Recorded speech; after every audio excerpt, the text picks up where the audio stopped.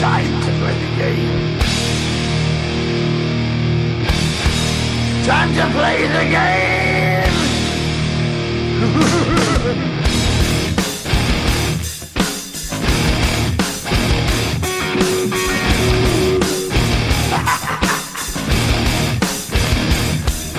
It's all about the game and how you play it. All about control, and if you can take it, all about your debt. And if you can pay it, it's all about pay. And who's gonna make it?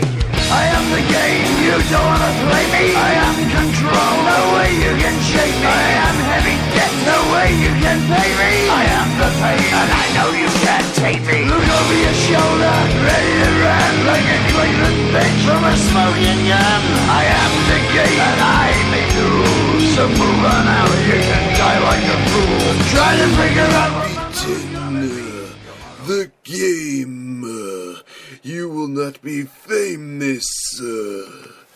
Hello everybody, my name is Nate the Effin' Great, and you are listening to Pro Talk Wrestling here live, excuse me, on Spreaker.com.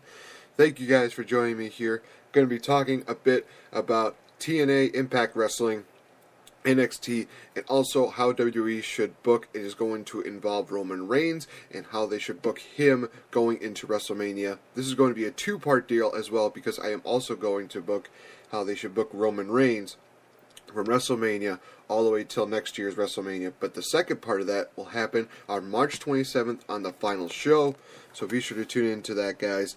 It is going to be quite the interesting show, to say the least. Let's get right into it. Actually, got to get into some breaking news that actually came out.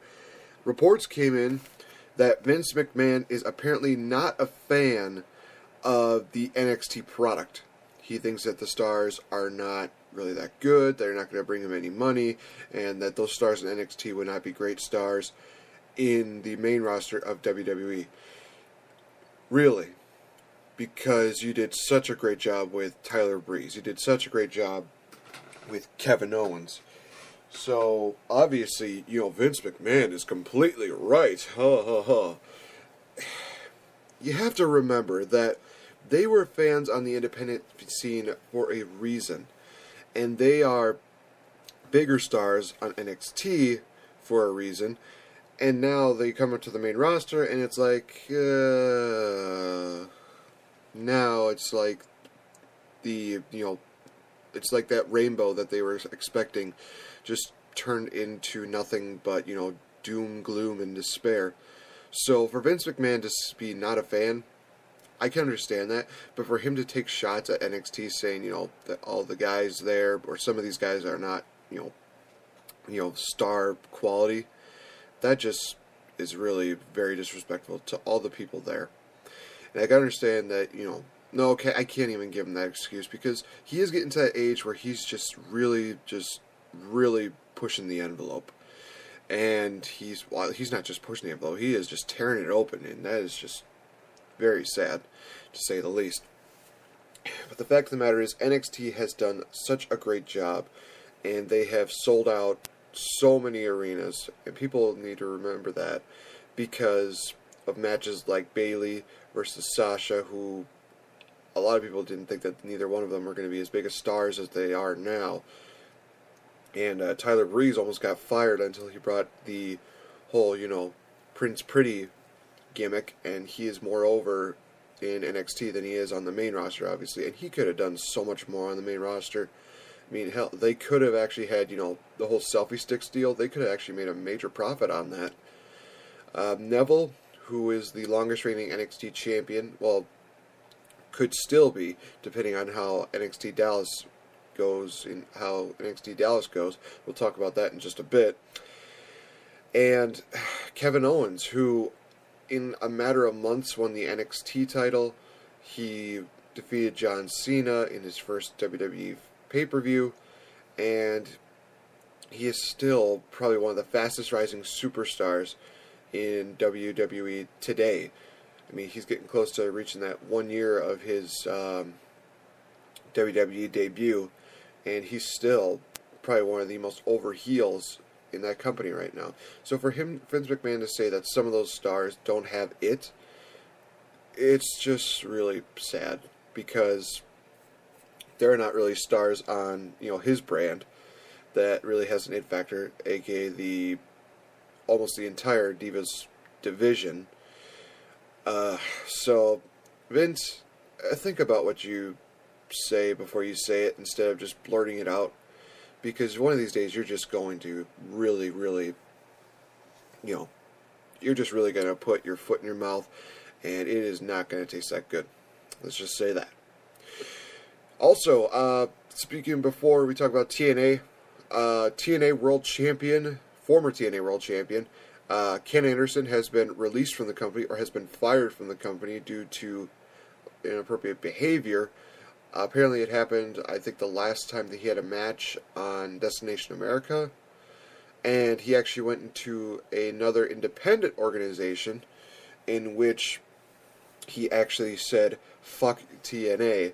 So, obviously, there was something going on between TNA and Mr. Anderson to where they could not either reach an agreement, or they just did not get along that well. And that's been the problem with TNA for quite a while now, is that they have not been able to keep a lot of their big-time stars and have them be happy with how the company is going, whether it be, bouncing checks, or whether it be just not getting any screen time, not getting the proper recognition that they deserve.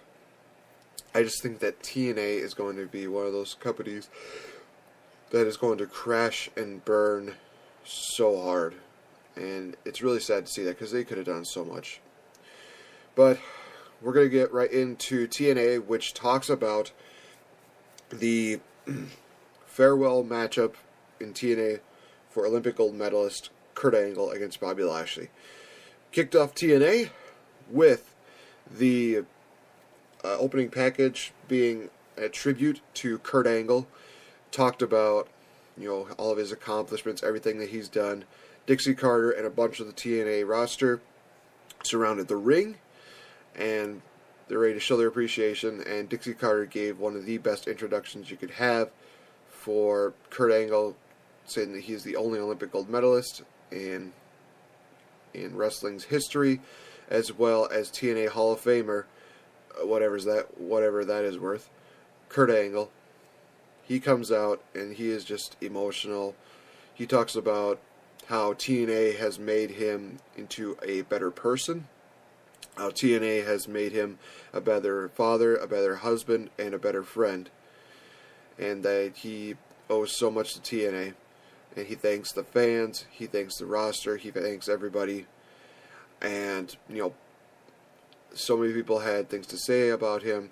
And then out came Lashley, the Destroyer. He came out, said, thank you, Kurt, thank you, Kurt, thank you, Kurt, one too many times. Let's just say that.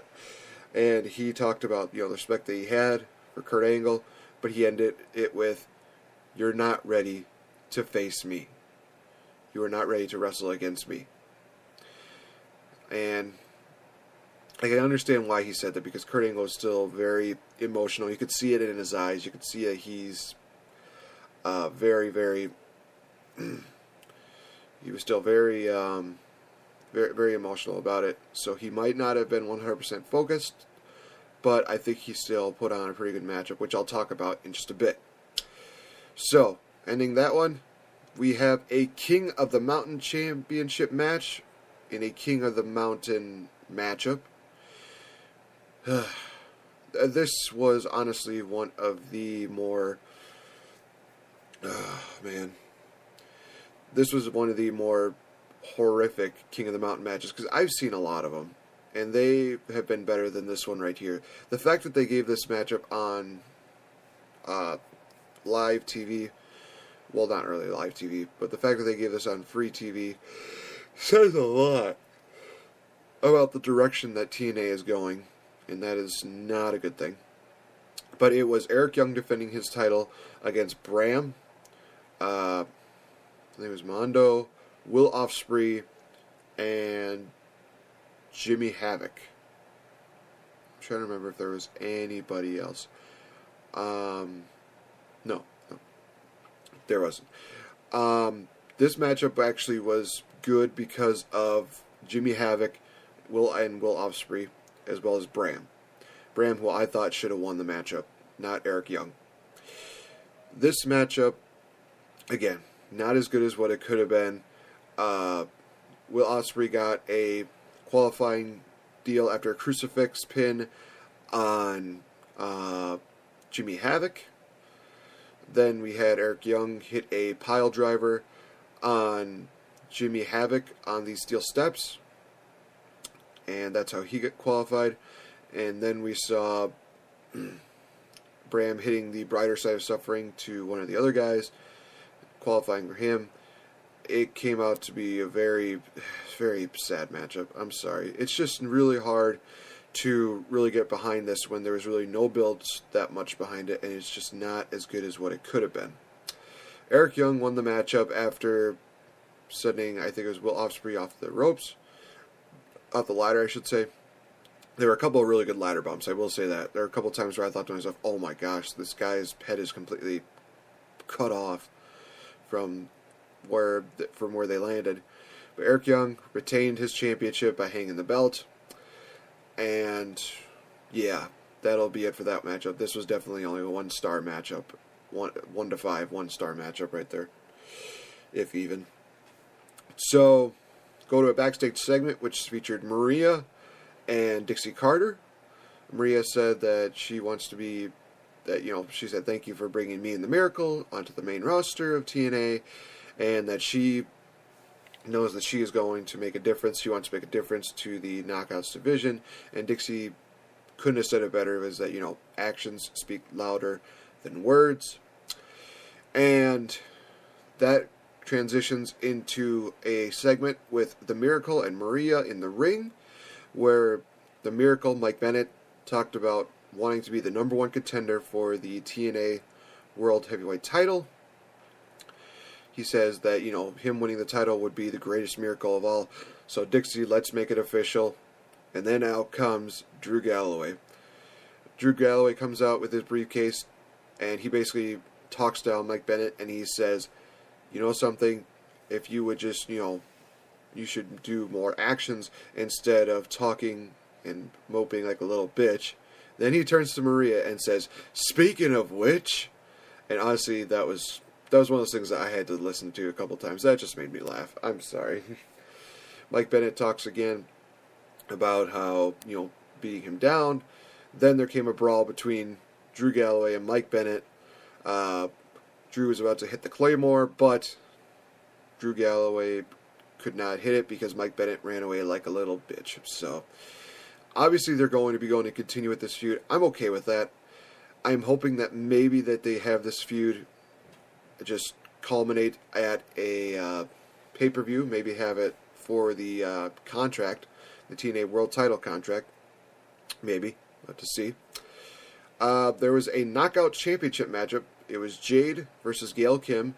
Relatively okay matchup. I definitely give it like 3 stars. They definitely put it quite a bit on the line, including Gail at the end, who went to the top rope, hit a diving reverse crossbody, I guess you could say, which is where it looked like she was going for a moonsault, but she does the crossbody deal. She hits it, Jade rolls through, but Gail Kim rolls through for the 1, 2, 3. Gail Kim still your Knockouts champion. Great. Grado came out and talked about how he had video proof that he was screwed of getting fired, and then Eli Drake, Jesse Goddard came out and said, you're not even here anymore. There's nothing you can do that could prove it. You're fired. And they said, 2-on-1. Odds are better. Grado tries to talk him down, but Grado gets beaten down until Muhammad Bashir came out and he evened the odds. It ended with Grado leaving the ring with the King of the Mountain Championship briefcase. And I just do not get where they're going with this, because I don't see that much in the way of talent for Grado, and I think it's just a waste of time for your guys like Eli Drake and Jesse Goddard, because they are still pretty talented guys, and they should be doing something different with that. But that's just me. Alright, so we go into a TNA